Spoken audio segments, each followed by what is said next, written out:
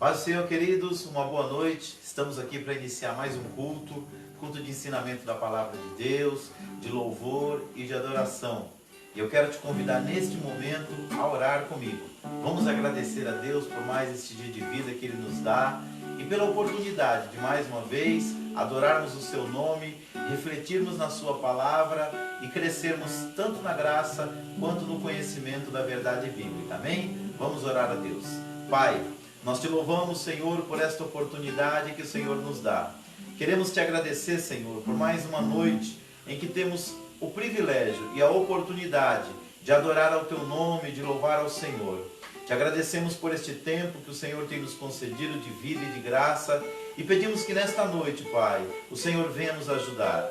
Perdoa nossos pecados, nossas falhas, nossas transgressões e nos ajuda a vivermos, ó Deus, em comunhão contigo e com a tua palavra. Recebe nesse momento o nosso louvor, a nossa adoração e que a tua palavra, Pai, ela venha a ser ministrada e vá de encontro à necessidade das pessoas. Somos gratos a Ti por tudo que o Senhor tem feito por nós. Oramos neste momento por aqueles que estão passando por lutas, adversidades, tribulações e pedimos o Seu socorro, ó Pai, e o Teu refrigério para a vida destas pessoas. Neste momento vamos louvar o Teu nome e pedimos que o Senhor receba o nosso louvor e a nossa adoração, a fim de que em tudo o Teu nome seja glorificado, Pai.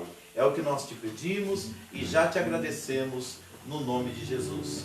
Querido, se você puder, compartilhe essa live aí nas suas redes sociais, compartilhe também aí no seu perfil do Facebook, para que outras pessoas sejam alcançadas com a palavra de Deus. Nós estamos tentando expandir a nossa influência com a palavra de Deus através das redes sociais e nós só podemos conseguir isso com a sua ajuda. Nos últimos 5 dias nós dobramos o número de pessoas que estão nos acompanhando pelo nosso canal no YouTube e nós desejamos muito começar a fazer as transmissões ao vivo dos nossos cultos também por essa plataforma que é o YouTube. Mas para isso nós precisamos ter 1000 inscritos. Hoje nós estamos com 230 inscritos e contamos com sua ajuda, não só para se inscrever no nosso canal no YouTube, mas também para convidar outras pessoas para estar com a gente, porque assim nós poderemos também usar essa plataforma, que é o YouTube, para transmitir a palavra de Deus para muitas outras pessoas. Nos ajude aí compartilhando esse link e depois vai lá no YouTube, Pastor Davi Alencar Santana, ADJL, é o nome do nosso canal, e se inscreva lá. Com apenas um clique, você já vai estar inscrito e vai poder nos ajudar a compartilhar cada vez mais e mais a palavra de Deus. Nos últimos dias, nós temos sido acompanhados por pessoas na Europa, pessoas que estão nos Estados Unidos e em todos os estados do Brasil. Isso por causa da força das redes sociais. Mas isso só é possível através da sua ajuda, amém? Reúna a sua família aí e agora vamos louvar, adorar e bendizer o nome do Senhor. Número 2. Nós vamos louvar a Deus com o hino de número 2 da harpa cristã, cujo título é Saudosa Lembrança. Eu tenho certeza que cada um de nós, quando pensa no céu, nas coisas de Deus, o nosso coração se alegra. E é disso que esse hino, que esse louvor fala.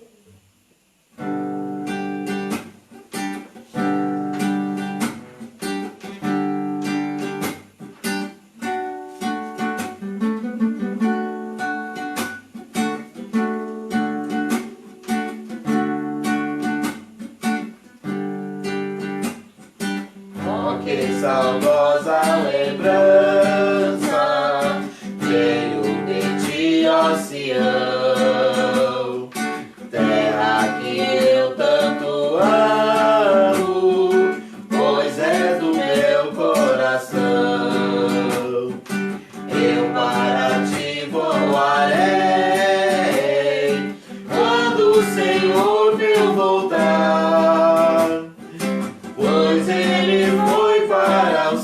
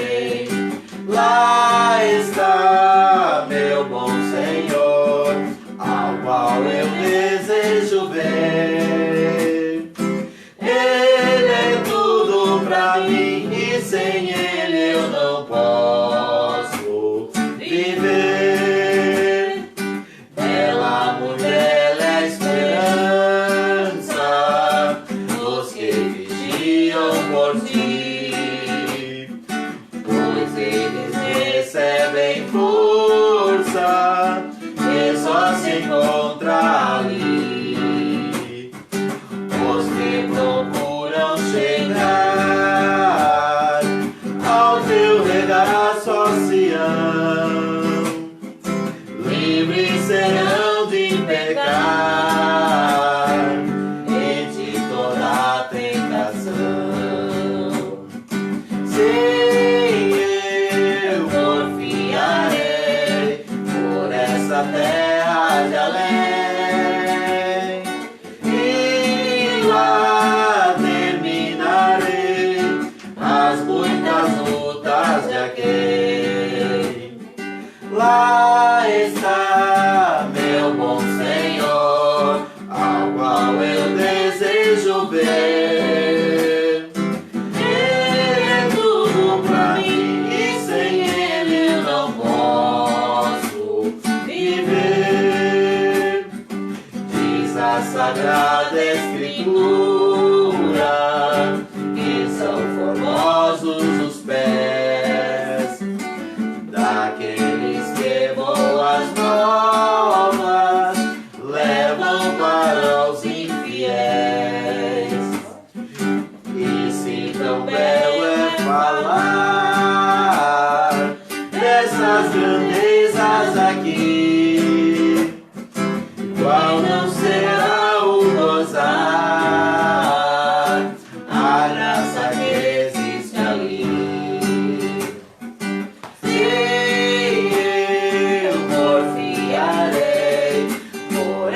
Terra de além, terminarei as muitas lutas de aquele.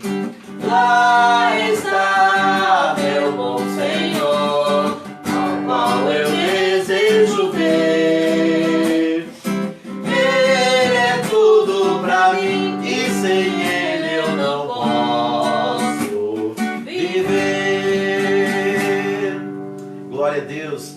Irmãos, a palavra de Jesus, um pouco antes dele ir para o Pai, é que os discípulos não perturbassem o seu coração, mas cresce em Deus e cresce também nele. E ele disse que na casa do Pai há muitas moradas, e se não fosse assim, ele teria dito.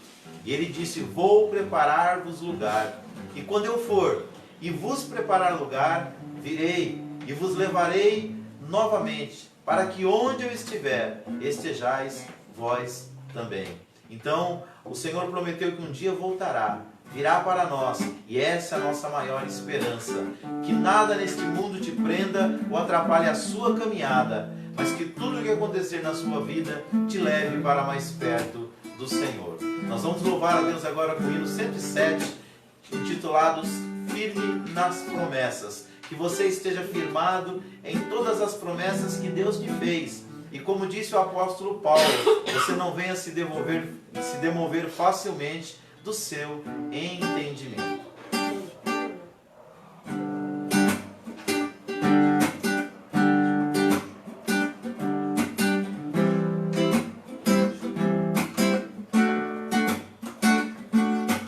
Firme nas promessas do meu Salvador, cantarei louvores ao meu Criador. Vivo na dispensação do seu amor, firme nas promessas de Jesus. Firme, firme, firme nas promessas de Jesus, oh Cristo. Firme, firme, sim, firme nas promessas de Jesus. Firme nas promessas, hei de não falhar, quando as tempestades vêm me assolar. Pelo verbo vivo hei de batalhar, firme nas promessas de Jesus. Firme, firme, firme nas promessas de Jesus, oh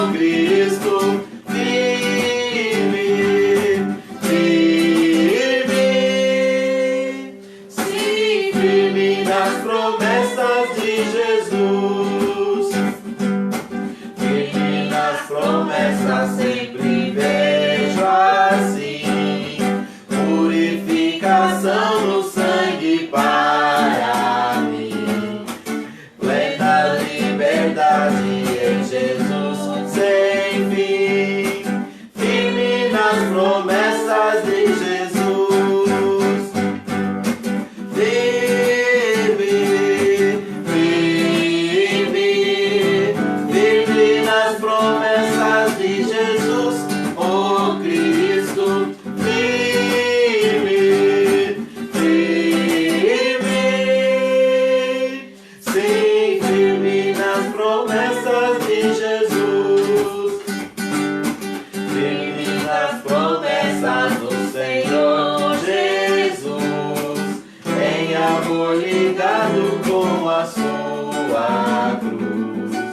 Cada dia mais alegro-me na luz, firme nas promessas de Jesus. Firme, firme, firme nas promessas de Jesus, oh Cristo. Firme, firme, sim, nas promessas de Jesus. Glória a Deus. David está empolgado aqui, ó. Tá num ritmo bom. É isso aí, queridos, que nada venha nos demover daquilo que Deus falou para nós. Quando nós colocamos o nosso olhar em Deus, nós acreditamos nas suas promessas. Tudo que nós estamos vivendo hoje já estava predito na palavra de Deus. A Bíblia fala que à medida que a volta do Senhor Jesus, o arrebatamento da igreja se aproximar, as aflições vão aumentar, porque ele comparou a sua volta com uma mulher que está prestes a dar à luz. Você sabe que com uma mulher, quando ela está para dar à luz, quando ela está gestante, ela vai tendo contrações, essas contrações vão aumentando até que chega o momento dela ganhar o bebê.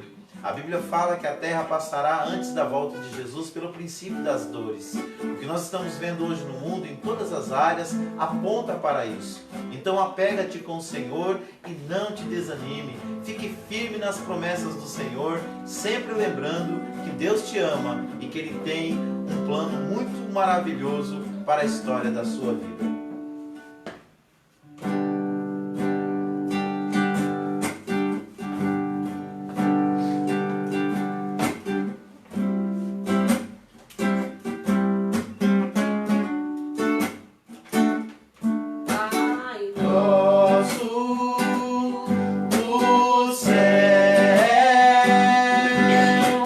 Santo é o teu nome.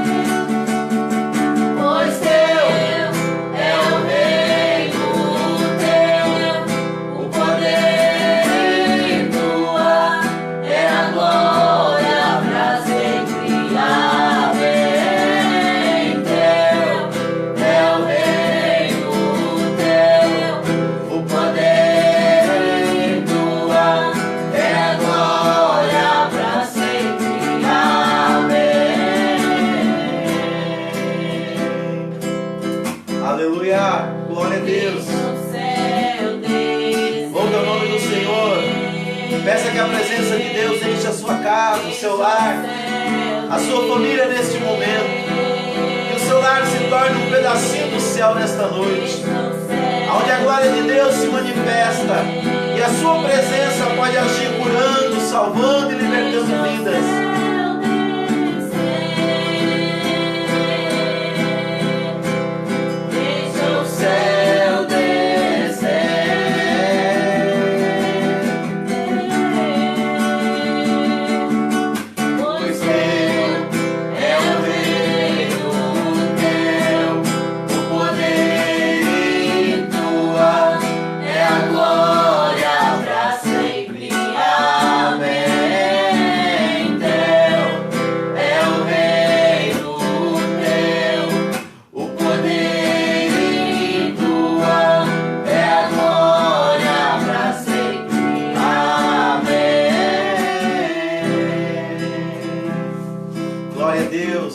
Louvado seja o nome do Senhor. Que a presença de Deus possa encher a sua vida, transformar o seu coração. E se tiver alguma coisa te incomodando nesta noite, que você possa receber alívio na sua alma, a graça do Senhor, a paz de Cristo que excede todo entendimento, possa guardar o teu coração nesta noite. Nesse momento nós vamos meditar na palavra de Deus. Nós estamos estudando a carta aos Efésios. O tema é a Igreja Eleita, material da CPAD, Casa Publicadora das Assembleias de Deus. E nós estamos chegando ao finalzinho dessa lição. Estamos na lição de número 12. A semana que vem nós vamos encerrar esse trimestre e na outra semana, provavelmente, a gente começa a nova lição. O novo material vai falar sobre dois livros muito interessantes da Bíblia, que é o livro de Esdras e o livro de Neemias. E eles vão falar sobre como as pessoas devem lidar com as crises da vida. O livro de Esdras e o livro de Neemias, eles foram homens contemporâneos, eles viveram no mesmo período da história e eles ajudaram a reconstruir a cidade de Jerusalém, os seus muros e também o templo. E esses dois homens, eles exerceram um papel crucial no momento de uma grande crise e de uma grande adversidade na nação de Israel. Então nós ainda temos mais essa semana e a semana que vem estudando a carta aos Efésios, e a semana, daqui 15 dias, se o material já estiver disponível, nós estaremos estudando essa série de estudos, de lições sobre esses dois livros, Esdras e Neemias. Queridos, o apóstolo Paulo, ele sempre foi uma pessoa muito prática na sua vida cristã e na sua forma de ensinar a palavra de Deus. Ele sempre dividia suas epístolas em duas partes. Na primeira parte, ele trazia os assuntos de forma teórica, e na segunda parte da carta, ele aplicava esses assuntos à vida da igreja ou do indivíduo para quem ele estava endereçando aquela carta. E na carta aos Efésios não é diferente. A lição de hoje, a lição de número 12, ela vai falar sobre a conduta do crente em relação à família. Olha que tema tão importante. Nós entendermos qual que é a nossa posição como cristãos. A gente vem trabalhando isso nas últimas semanas, falando sobre unidade, falando sobre comunhão, falando sobre paciência, mansidão. E agora todos esses ensinamentos práticos serão aplicados na vida da igreja. Hoje nós vamos ver os papéis de cada uma das pessoas dentro da família. O nosso textuário diz assim: por isso deixará o homem seu pai e sua mãe, e se unirá à sua mulher, e serão dois numa só carne. Efésios capítulo 5, versículo 31. A verdade prática nos diz assim: Deus estabeleceu o casamento monogâmico, heterossexual e indissolúvel, isto é, a instituição da família para a glória do nome dele. Amados, num tempo como esse que nós estamos vivendo, tanta confusão em todas as áreas, a respeito de tantas coisas, a família não poderia ficar de fora. Então muitas pessoas têm uma visão distorcida hoje do que é família ou do que é casamento. Agora, o projeto original de Deus para a família é que a família iniciasse no casamento. E o casamento deveria ter 3 características muito importantes. Ele deveria ser monogâmico. O homem deveria estar casado e fiel a apenas uma mulher. Segundo, o casamento nos padrões bíblicos, na família tradicional, segundo a palavra de Deus, ele é heterossexual. Ou seja, ele é contraído entre um homem e uma mulher. Terceiro, a visão de Deus para o casamento é que este seja indissolúvel. Nós sabemos que mais do que nunca o divórcio no Brasil e no mundo tem se popularizado.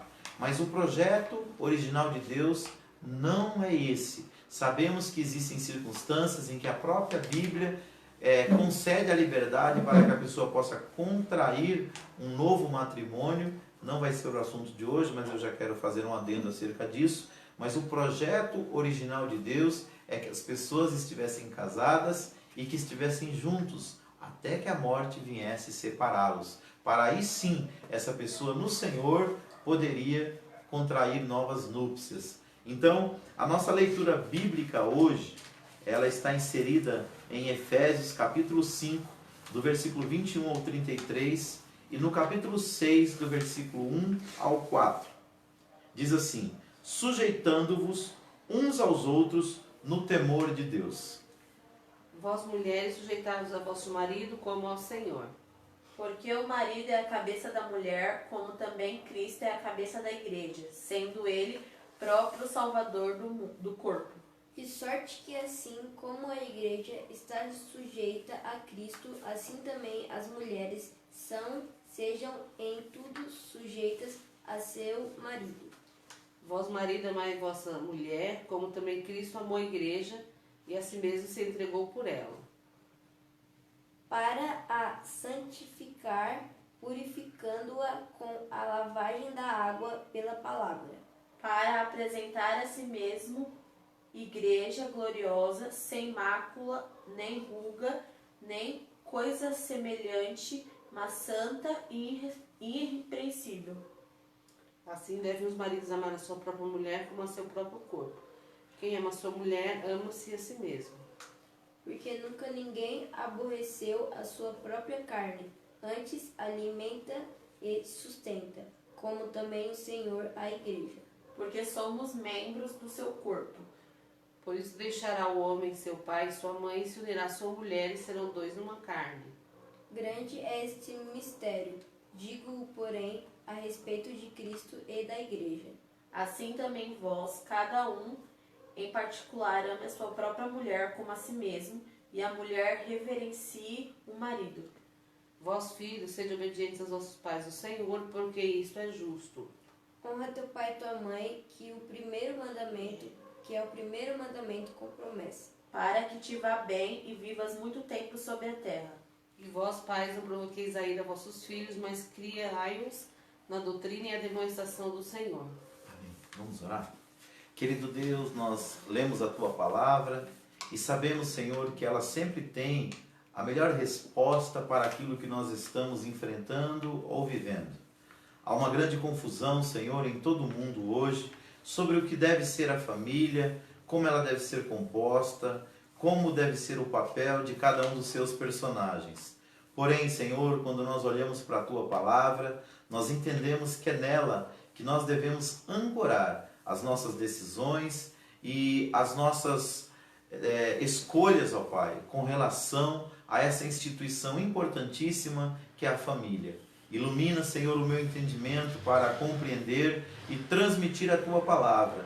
Ilumina os Teus filhos, Senhor, para receber essa palavra no coração, com alegria, e assim colocar em prática, meu Deus, para que ela possa dirigir os seus passos e as suas vidas. É o que nós te pedimos, no nome de Jesus. Amém. Queridos, nós os cristãos, nós temos a Bíblia como nosso manual de regra, fé e prática. O que significa isso? O que significa essa expressão tão usada no meio evangélico? Primeiro, a Bíblia é o nosso manual. O que é um manual? O manual é um livro do qual nós tiramos várias orientações para alguma coisa na nossa vida. No caso nosso, a Bíblia é o nosso manual, primeiro, de regra. As regras que nós queremos viver, que nós ensinamos para a nossa família e que nós ensinamos na igreja, elas devem ser extraídas da Bíblia. Primeiro, a Bíblia é o nosso manual de regra. Segundo, é o nosso manual de fé. É nela que nós aprendemos como deve ser o nosso relacionamento com Deus, como deve ser o nosso relacionamento com as pessoas, como nós podemos viver a fé que uma vez nos foi dada, como diz a palavra de Deus. Então a Bíblia é o nosso manual de regra, nosso manual de fé, mas também é o nosso manual de prática. E manual de prática em todas as áreas da vida. E a família não poderia ser uma exceção. Então, apesar das várias vozes que nós ouvimos hoje no campo filosófico, no campo do social, né? No corretamente político, você não pode falar disso, você não pode falar daquilo. Quando nós olhamos para a Bíblia, como ela é nosso manual de regra, fé e prática, é dela que nós extraímos as conclusões de como nós devemos tocar a nossa vida. E algumas vezes essas conclusões elas parecem ser arbitrárias com relação à nova pedagogia ou até mesmo à nova filosofia que vai moldando os pensamentos no mundo.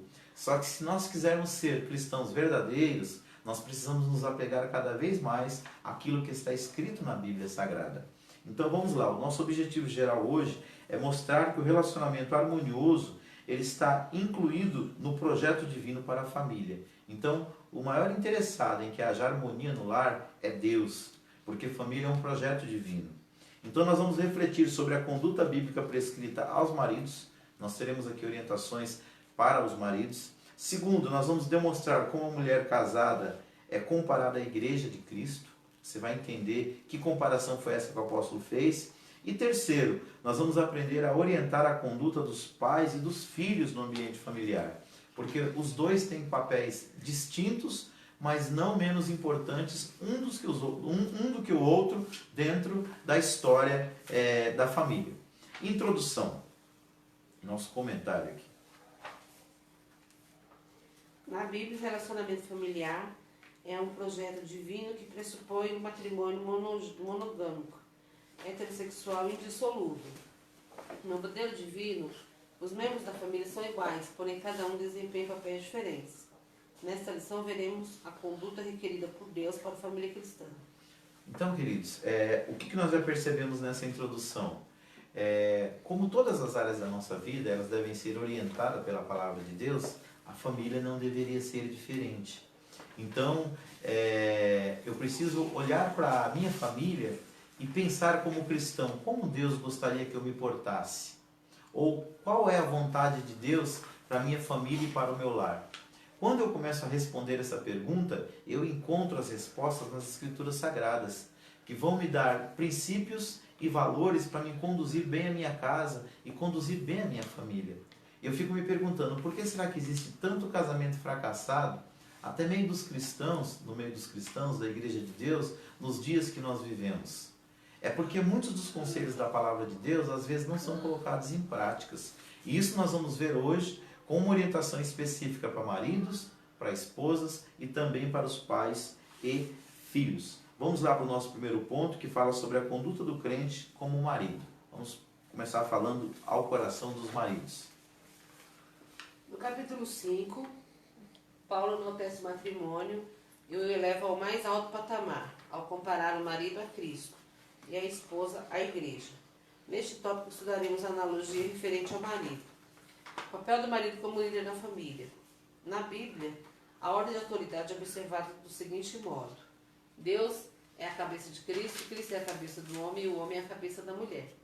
A relação dentro do lar é explicada na frase: o marido é a cabeça da mulher, como também Cristo é a cabeça da igreja.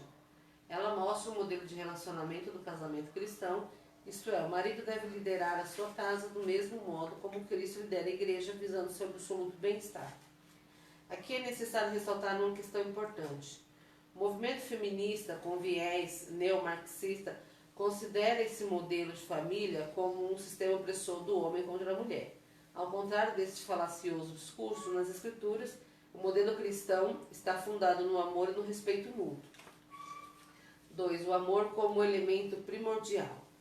O marido, além de liderar, deve também amar a sua esposa, assim como Cristo amou a igreja. Isso implica a prática de sacrifício, como diz as Escrituras. Cristo amou a igreja e a si mesmo se entregou por ela. O amor de Cristo para com a igreja foi altruísta e incondicional. Assim, a igreja foi atraída para Cristo por meio do amor, não por ameaças ou imposição autoritária. Desse modo, os maridos devem também manter a união e a harmonia conjugal por meio do exercício do amor. 3. O cuidado do marido à esposa. A Escritura enfatiza que a esposa é parte do marido ao declarar: quem ama sua mulher, ama-se a si mesmo. Acrescenta ainda que toda pessoa mentalmente saudável cuida do próprio corpo, o que significa que o marido deve dar atenção à sua mulher do mesmo modo que atenta para consigo mesmo. Isso implica proteger a esposa e prover-lhe uma vida digna.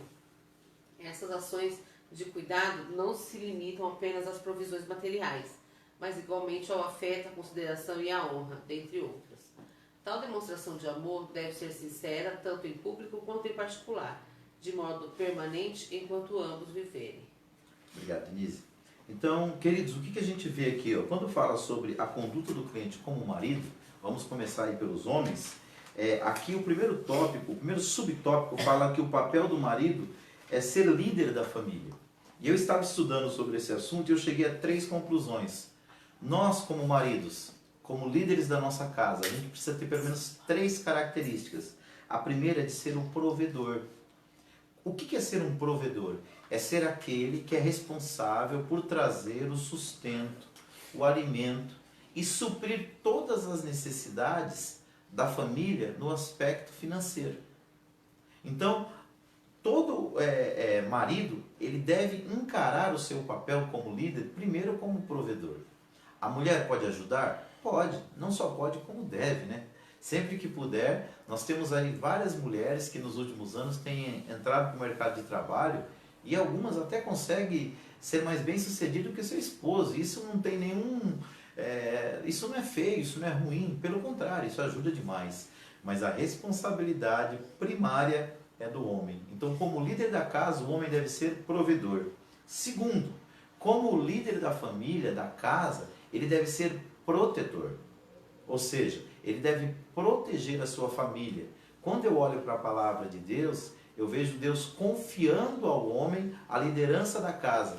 Então ele deve proteger a família em vários aspectos. Como nós estamos falando do cristão, um dos primeiros aspectos que nós devemos proteger a nossa família é no sentido espiritual. E como é que você protege a sua família? Primeiro, sendo o exemplo. Paulo, quando ele escreveu para Timóteo, ele disse assim: em tudo te dá, por exemplo, dos fiéis.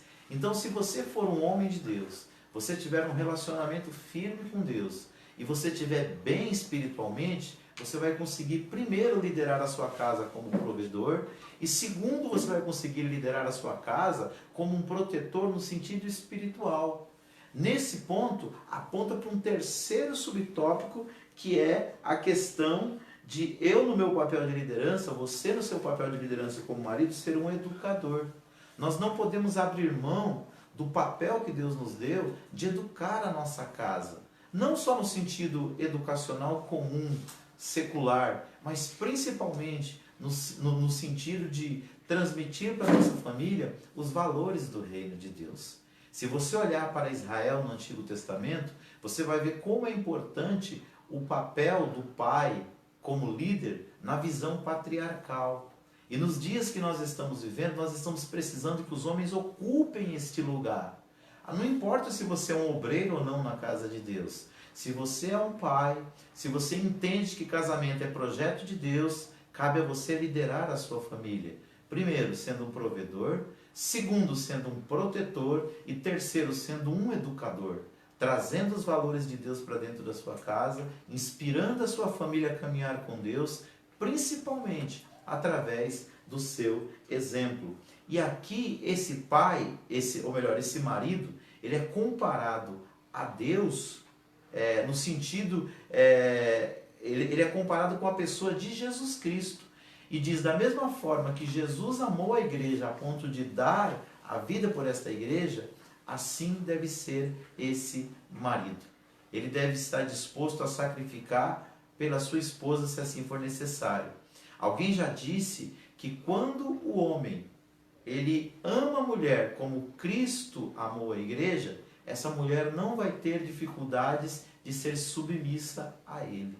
Segundo ponto aqui, fala que o amor deve ser o elemento primordial dessa relação. Porque o movimento feminista marxista, ele tem a ideia que quando o homem é colocado como cabeça da mulher, ele vai oprimir a mulher. E a visão não é essa. A visão é de respeito mútuo. Aliás, o comentarista coloca aqui que o modelo cristão está fundado no amor e no respeito mútuo. E ele cita João capítulo 13, versículos 34 e 35, que nos diz da seguinte maneira: Filhinhos, ainda por um pouco estou convosco. Vós me buscais, mas como tenho dito aos judeus, para onde eu vou não podeis vós ir. Eu vos digo também agora, um novo mandamento vos dou, que vos ameis uns aos outros, como eu vos amei a vós, que também vós uns aos outros vos ameis. Nisto todos conhecerão que sois meus discípulos, se vos amardes uns aos outros. Então, o primeiro lugar onde o amor cristão é provado, não é lá na empresa, não é fora da sociedade, né? Não é na vizinhança, é dentro da nossa casa. E a melhor forma de você provar esse amor é você liderando bem a sua casa e a sua família, no sentido espiritual, mas também no sentido financeiro e econômico. Então você deve ser provedor, você deve ser protetor e você deve ser educador dentro do seu lar, com o seu exemplo, com as suas palavras e com as suas atitudes. E isso remete para o terceiro subtópico aqui, que é o cuidado do marido e da esposa. Eu percebo que alguns casais cometem um erro muito grande. Enquanto são só os dois, a atenção é exclusiva para o cônjuge, normal. Aí quando vem os filhos, é comum você ouvir ou da parte do homem ou da parte da mulher dizendo assim: a prioridade no meu casamento são os meus filhos. Não, está errado isso aí. A prioridade é o seu marido, a prioridade é a sua esposa. Sabe por quê? Filhos crescem, filhos amadurecem, e como ninguém prepara filho para ficar em casa, os filhos vão embora para ter o próprio relacionamento deles e a família e a casa deles. Porque a Bíblia fala isso: deixará o homem a sua casa, seu pai, sua mãe, e se unirá à sua esposa. Então esse é o curso natural da vida. Se você não amar a sua esposa e não continuar dando atenção para ela, quando os filhos chegarem, sabe o que vai acontecer? Quando os filhos crescerem e forem embora, vai acontecer aquilo que é chamado de síndrome do ninho vazio. Quando os filhos forem embora, você vai olhar para essa pessoa que está do seu lado e você não vai ver uma pessoa que você ama, você vai ver um estranho, você vai ver uma estranha. Então você, marido, você deve amar a sua esposa antes mesmo de amar os seus filhos. Lógico, deve cuidar, deve valorizar, deve proteger, deve educar, mas deve ter a sua esposa em alta estima, até porque os filhos só existem por causa da união de vocês dois. Então, os filhos não são a prioridade dentro do casamento, a prioridade é o cônjuge. Até porque se vocês dois estiverem bem, vai ser muito mais fácil de vocês cuidarem dos filhos. Agora, se vocês dois estiverem em pé de guerra, vai ser muito difícil vocês conseguirem cuidar dos filhos. Então, tira isso do coração. Não, a minha prioridade é os meus filhos. Não, a prioridade é o seu esposo. A prioridade é a sua mulher. Porque aí sim, vocês estando bem, vocês vão ter condições de cuidar dos filhos. Também não é desprezá-los. Também não é jogá-los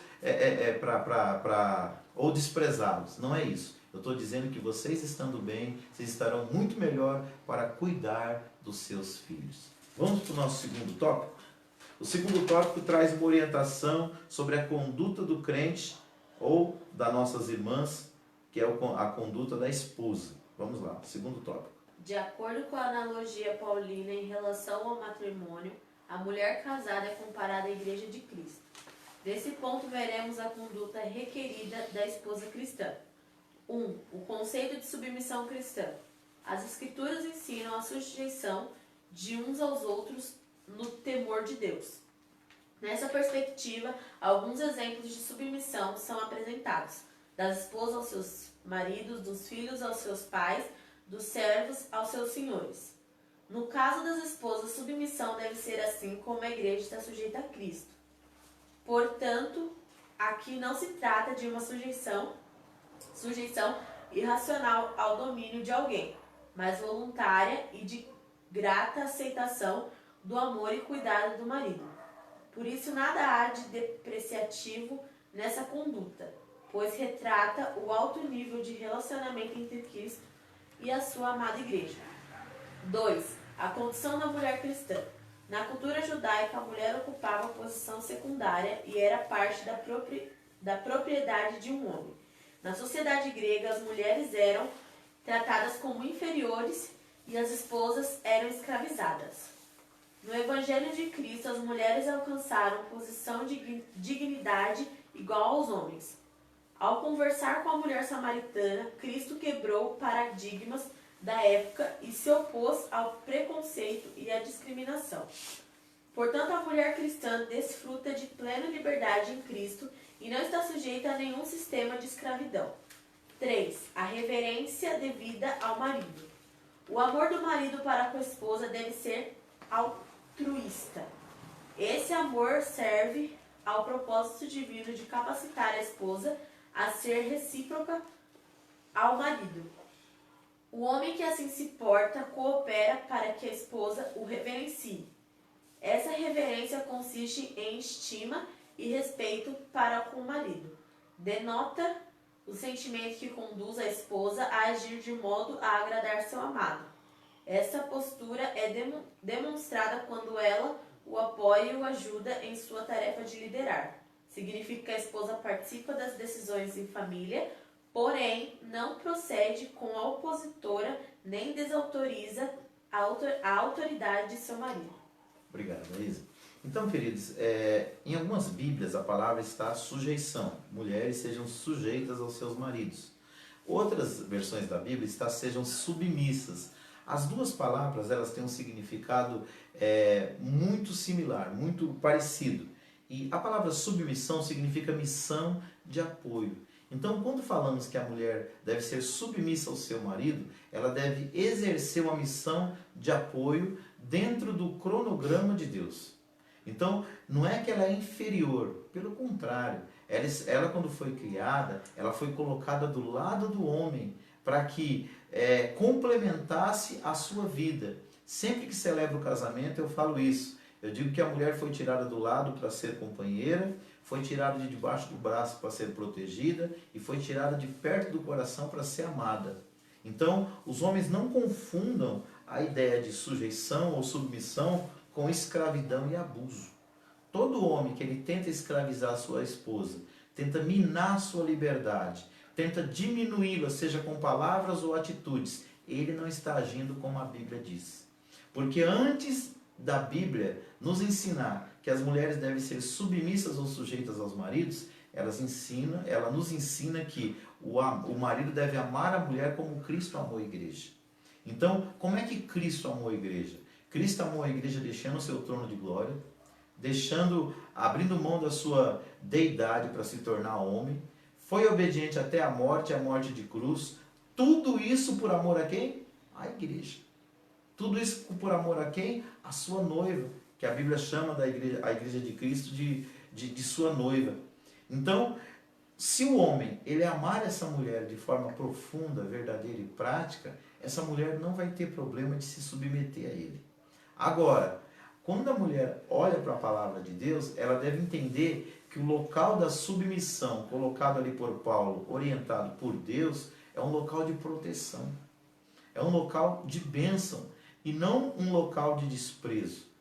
É uma posição que Deus deu a ela para que ela complete a missão que foi dada para o casal, que é completar-se mutuamente, afetivamente, emocionalmente, construir uma história junto, construir planos juntos, como diz um amigo meu, construir um império junto, E, enfim, um compartilhar a vida com o outro e assim cuidar dos seus filhos. Então, quando nós olhamos aqui para os comentários, o pastor Douglas Batista, ele coloca que a questão da submissão, ela também é colocada, em outras palavras, no temor de Deus. Ou seja, o homem não deve impor isso para a mulher. Ela deve se submeter de livre e espontânea vontade. Agora pensa, se o homem ama, se o homem protege, se o homem cuida, essa mulher vai ter problemas de ser submissa a ele? Agora pensa, se esse homem maltrata, se esse homem judia, se esse homem fere, se esse homem oprime, essa mulher, por mais que ela lute, que ela queira, ela vai ter dificuldades em ser submissa a esse marido. Então, um papel, ele depende do outro. Um papel complementa o outro. Eles não são antagônicos, mas eles são complementares dentro da dinâmica do lar e da família. Aqui fala que a condição da mulher cristã na cultura judaica, ela era tratada como uma mercadoria. Alguns homens, quando eles oravam, eles davam graças a Deus de não ter nascido cachorro, de não ter nascido gentil e de não ter nascido mulher. Então, havia um desprezo muito grande pela mulher. Jesus Cristo, quando veio aqui na terra, ele deu para as mulheres uma posição de honra, porque a maioria dos mestres daquela época não tinha mulheres no seu hall de discípulos.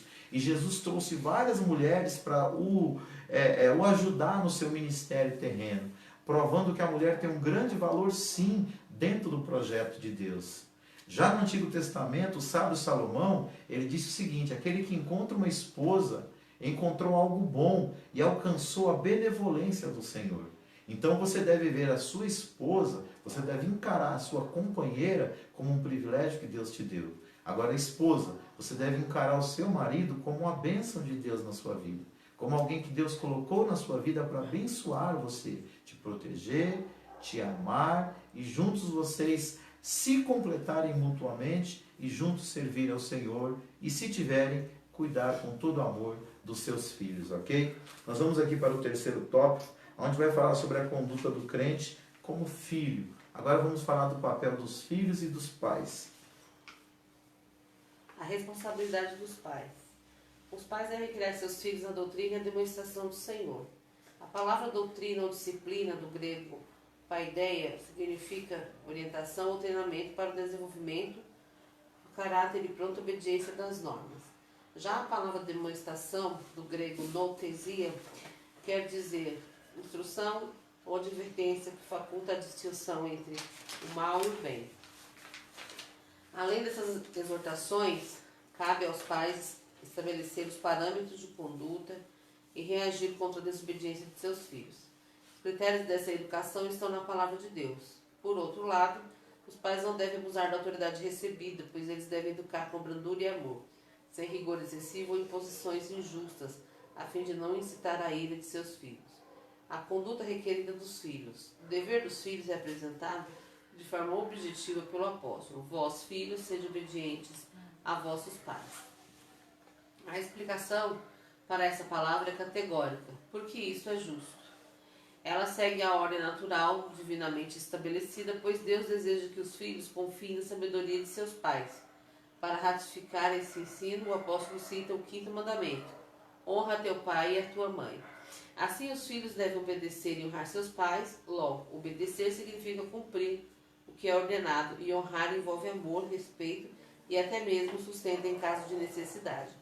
Portanto, a obediência é devida enquanto os filhos viverem sob a tutela dos pais, e a honra é um dever para a vida toda. Um mandamento com promessa. Aos filhos que obedecem e honram seus pais, uma promessa dupla lhes é assegurada, para que te vá bem e vivas muito tempo sobre a terra. Essas bênçãos incluem prosperidade exterior e vida longa. Embora as dádivas espirituais estejam implícitas, a ênfase recai sobre os benefícios materiais. Significa que, ao obedecerem e honrar a seus pais, os filhos submetem-se ao arbítrio de Deus, que, segundo o beneplácito de sua vontade, os recompensa com benesses especiais. Obrigado, Elisa. Então, falando aqui sobre a posição de pais e filhos, o que nós entendemos? Primeiro, é responsabilidade dos pais admoestar e disciplinar os seus filhos. Olha a definição que a gente tem aqui, ó. A palavra de Deus fala que nós devemos criar os filhos em toda doutrina e na admoestação do Senhor. A palavra doutrina, ela significa orientação ou treinamento para o desenvolvimento do caráter e pronta obediência às normas. Gente, para pensar. As pessoas que mais sofrem no ambiente corporativo são as pessoas indisciplinadas. São as pessoas que têm dificuldade de obedecer regras, de obedecer doutrina. Então, quando nós nos tornamos pais, nós devemos entender que é nossa responsabilidade doutrinar os nossos filhos. Ou seja, treiná-los e desenvolvê-los para a vida. Primeiro, para a sua vida com Deus e segundo, para a sua vida na sociedade. A segunda palavra que Paulo usou é admoestação. E essa palavra no grego quer dizer instrução ou advertência que faculta a distinção entre o mal e o bem. Ou seja, é papel dos pais mostrar para os filhos, ó, esse caminho aqui parece ser um caminho bom, mas como disse o sábio Salomão, o final desse caminho é morte, é destruição. E qual que é o papel dos filhos? O papel dos filhos, irmãos, é obedecer, é honrar, como está sendo colocado aqui também pelo apóstolo Paulo. O que nós entendemos hoje? A morte precoce de muitos jovens, a destruição iminente de muitos adolescentes, a gravidez indesejada da mais tenra idade, com 12, 14, 16 anos, fora do casamento, tem sido muito presente nessa sociedade porque ela tem descumprido essas duas regras que Deus colocou para a proteção dos próprios filhos, que é a obediência e a honra. Quando não existe obediência e não existe honra, é porque não se cumpre doutrina, não se cumpre admoestação e não se cumpre disciplina. E aí vem o sofrimento. Então, todas as vezes que Deus estabelece um princípio, é para proteger. Os princípios de Deus são moderadores, são protetores da nossa vida. Porque aquele que nos criou sabe o que é melhor para o nosso viver. Então, o Brasil é um dos países onde mais se morre adolescente e jovem. O número de mortes entre 14 e 28 anos no Brasil, principalmente nas grandes capitais brasileiras, é uma coisa assim horrenda. São números de guerra. Agora, por que acontece isso? Porque na maioria das vezes está faltando a honra e está faltando a obediência aos pais. Agora, outra coisa que nós devemos entender também. Nós não podemos confundir aquilo que se tornou comum com aquilo que é normal. Vou repetir. Nós não podemos nos acostumar e achar que aquilo que se tornou comum é normal. Todas as vezes que nós vamos ensinar aos nossos filhos a palavra de Deus, eles são confrontados com os valores do reino de Deus e eles percebem que a sociedade ao seu redor, numa grande parte, não tem aqueles mesmos valores, porque os valores são outros, porque houve uma inversão de valores. Então, quando você admoesta um filho, ou quando você traz a doutrina bíblica para um filho, ele acha que você está exagerando. E quando nós olhamos para a palavra de Deus, nós vemos que nos últimos tempos, muitas coisas que são ruins, que são destruidores da moral, da ética, do bom comportamento, se tornariam comum no meio da sociedade. Só que mesmo tornando-se comum, isso não é normal, isso não é natural.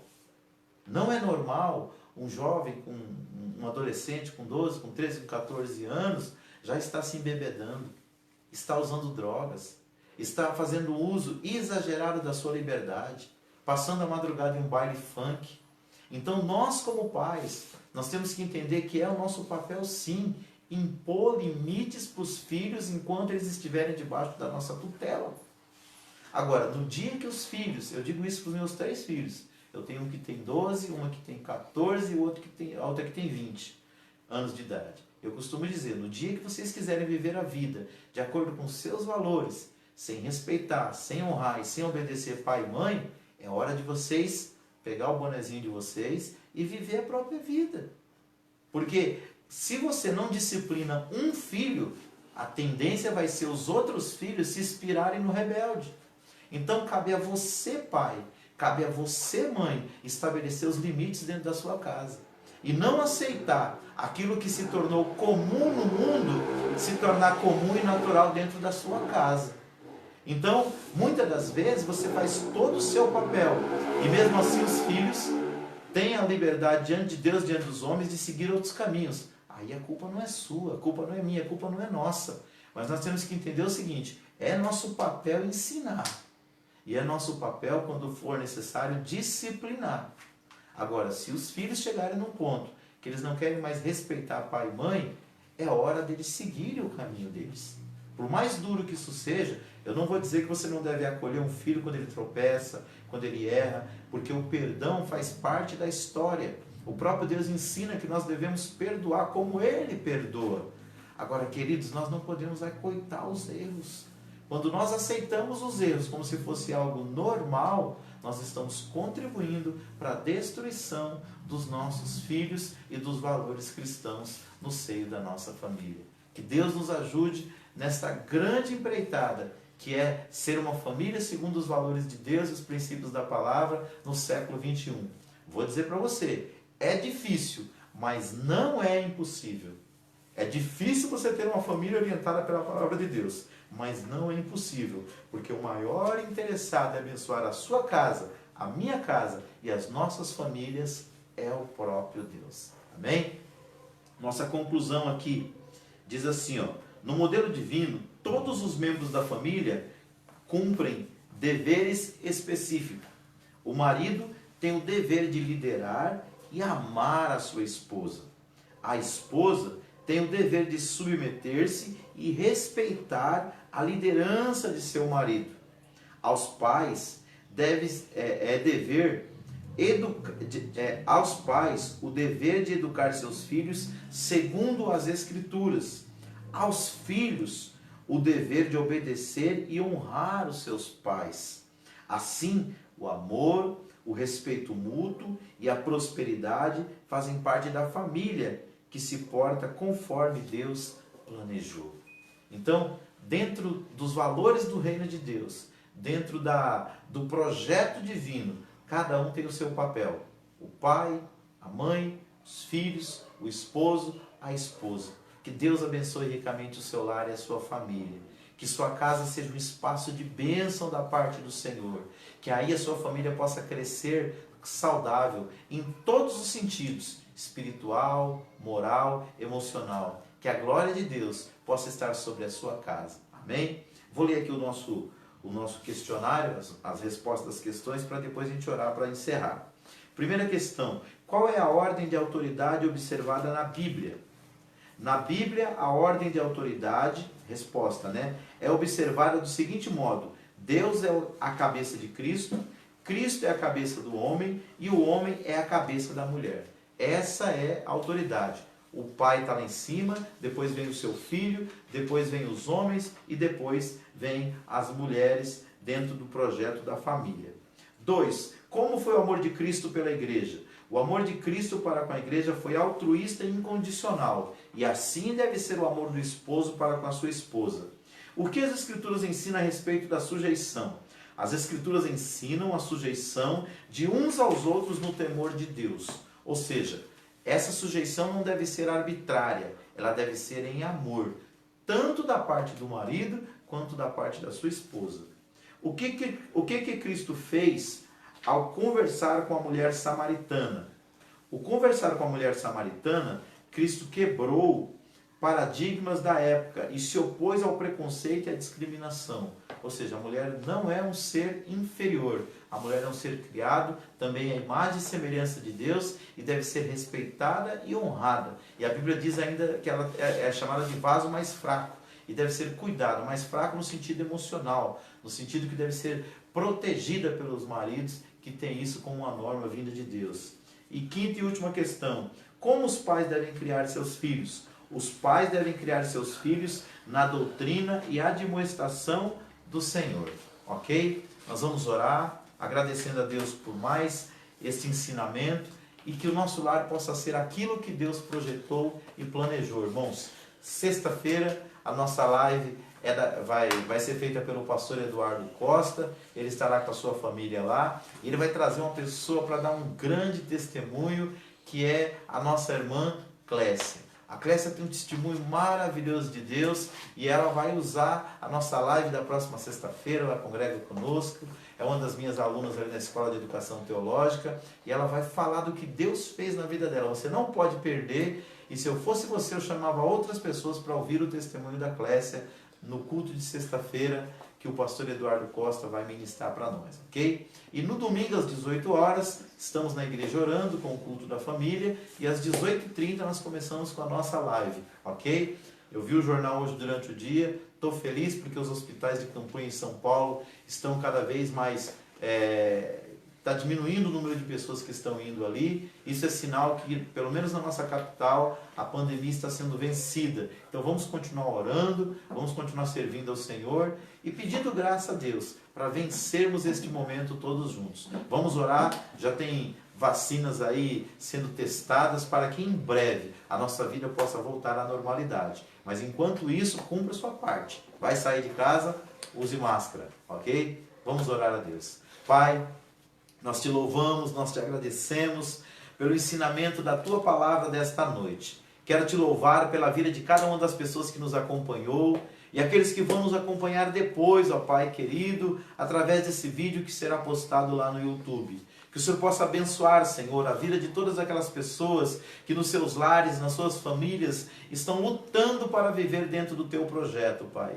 Abençoe esse pai, abençoe essa mãe, abençoe esse esposo, abençoe essa esposa, Senhor. Abençoe esses filhos. Que cada um de nós possamos entender o nosso papel bíblico, Senhor, e assim viver segundo os valores da Tua palavra. Sou grato a Ti por tudo que o Senhor falou conosco nesta noite, e eu peço que o Senhor complete a obra em cada vida e em cada coração. Abençoa a família de cada um dos membros, obreiros e congregados, ó Deus, da Assembleia de Deus Ministério Jardim Letícia. Que nós possamos, Senhor, em breve estar todos reunidos novamente, para louvar, adorar e bendizer o Teu nome. Visita cada lar, cada família, de uma forma rica e toda especial. É o que nós te pedimos e já te agradecemos no nome de Jesus. Queridos, que Deus abençoe sua vida ricamente, te dê um restinho de semana abençoado aí, que a glória de Deus esteja sobre a sua casa e o seu lar, ok? Compartilhe essa live com outras pessoas aí, vamos juntos compartilhar o reino de Deus. E se você puder, vá lá no nosso canal no YouTube, faça a sua inscrição, porque em breve, se Deus assim nos der graça, estaremos transmitindo os cultos também por aquela plataforma que é o YouTube. Nós precisamos chegar a 1000 inscrições e você pode nos ajudar, ok? Que Deus abençoe grandemente a sua vida. Que o grande amor de Deus, nosso Pai, que a maravilhosa graça de Jesus Cristo, seu Filho, e que a doce consolação do querido Espírito Santo seja com cada um de vós. Não só agora, mas para todos sempre. Todos digam Amém.